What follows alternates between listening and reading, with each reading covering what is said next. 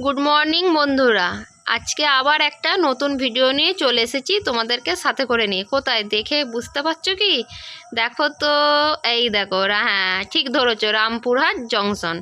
তা এখান থেকে কোথায় যাব? এখান থেকে তো যাবো তো তারা মায়ের কাছে। আগে নিশ্চয়ই আমার ভিডিওটা দেখেছো, যারা দেখুনি যে একবার দেখে নিও আগের ভিডিওতে। হ্যাঁ, এখান থেকে তারা মায়ের কাছে যাবার পর আমরা এই যে তারা মাকে ফেলে দিয়ে গেট থেকে এই যে দেখাচ্ছি তোমাদের, আমরা ছাড়িয়ে চলে যাচ্ছি তারাপীঠে। তারা মায়ের কাছ থেকেই প্রায় 8 থেকে 9 কিলোমিটার দূরত্বে কোথায় যাচ্ছি চলো তাহলে দেখাই যাক কোথায় যাচ্ছি।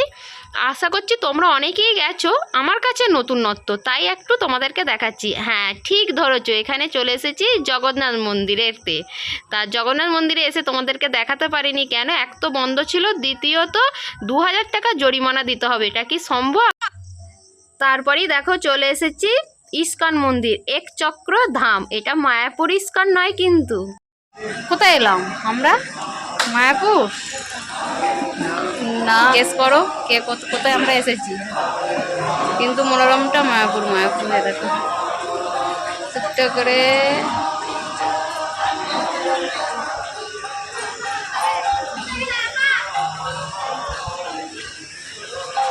লিখে দিলাম। চলো চলো চলো চলো চলো চলো চলো।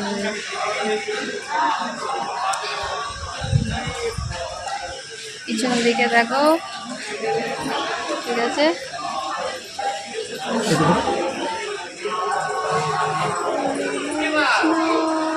কৃষ্ণ কৃষ্ণ হরে হরে। কৃষ্ণ কৃষ্ণ কৃষ্ণ হরে হরে হরে রাম হরে রাম। এটি অবস্থিত বীরভূম জেলায় বীরচক্রপুরের এই ইস্কন মন্দিরটা। আর এর টাইমিং হচ্ছে সকাল 7টা থেকে দুপুর 1টা। আর বিকালের কথা বলছি, 4টে থেকে সন্ধ্যে 7টায়। ঠিক আছে বন্ধুরা?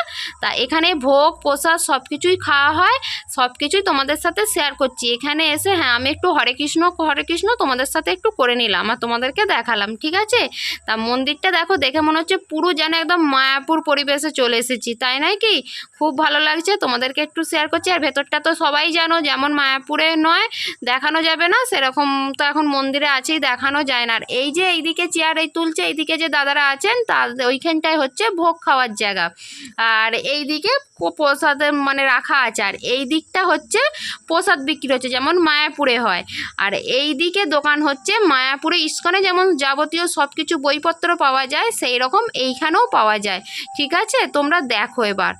এই দেখো মন্দিরটা কত সুন্দর দূর থেকে লাগছে, পুরো মনে হচ্ছে না যে মায়াপুরে এসে গেছি ইস্কন মন্দির। তা এর কুপন হচ্ছে, প্রসাদের দাম হচ্ছে 80 টাকা। ঠিক আছে বন্ধুরা? তা আমরা প্রসাদটা খাইনি তাই তোমাদের দেখা।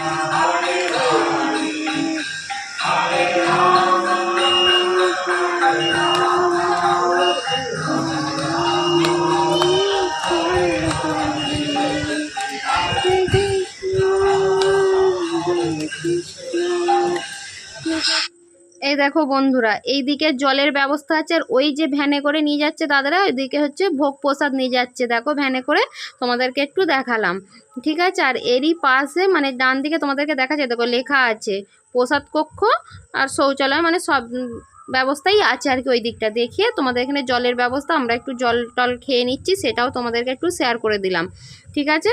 তা ভিডিওটা কেমন লাগলো সেটাও কিন্তু জানিও। যে মায়াপুর না যেও কিন্তু কাছাকাছি, মানে তোমার তারাপীঠের কাছে গেলেও কিন্তু একটা মায়াপুরের মনোরম পরিবেশ তোমরা ঠিক পাবে। আর এইদিকে যে রাজভোগ যে রেখা আছে ওটা হচ্ছে কুপন কাটার জায়গা। আর ওই দিকটা গাড়ি পার্কিং, সেও দেখালাম। আর এই যে আশপাশটা ঘুরে দেখাচ্ছি, এই দিকে হচ্ছে মানে থাকার ব্যবস্থা আছে।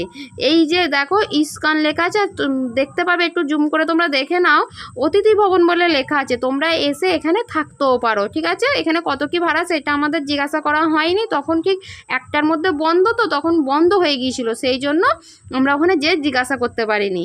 তা এখান থেকে ছাড়িয়ে এবার চলে যাচ্ছি বাড়ির উদ্দেশ্যে। অন্যদিন তো এইখানেই এরকমভাবে শেষ করে দিই, আজকে আমরা বাড়ি যাওয়াটাও খানিকটা তোমাদের সাথে তুলে ধরেছি যে কি করলাম কি খেলাম। হ্যাঁ, ভোগ কেন খেলাম না, ভোগ খেতে গেলে আমরা যখন গেছি তখন কুপন বন্ধ হয়ে গেছে দেওয়া। সেই জন্য আমরা খেতে পারিনি।